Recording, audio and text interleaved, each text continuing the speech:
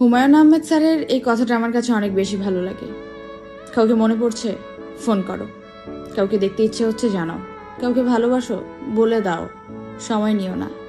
আগামী 5 মিনিট বেঁচে থাকবে কিনা তার কোনো গ্যারান্টি নেই। অপূর্ণতা নিয়ে পৃথিবী ছাড়তে নেই। কিন্তু স্যার হয়তো জানেন না, কিছু কিছু মানুষ তার ব্যবহার, তার কার্যকলাপের মধ্য দিয়ে এমন একটা গণ্ডি তৈরি করে ফেলেছে, তাদেরকে ফোন দিতে আর ইচ্ছে করে না। যেখানে ফোন দিলে আত্মসম্মান বিক্রি করতে হয়, সেখানে আমার মনে হয় কখনোই ঘুরে তাকানো উচিত না। স্যার হয়তো জানেন না, কিছু কিছু মানুষ আমাদের ফোন কলে বিরক্ত, কিংবা কিছু কিছু মানুষ এমন কিছু ঘটিয়ে ফেলেছে লাইফে, তাদের ফোন কলে আজ আমরা বিরক্ত।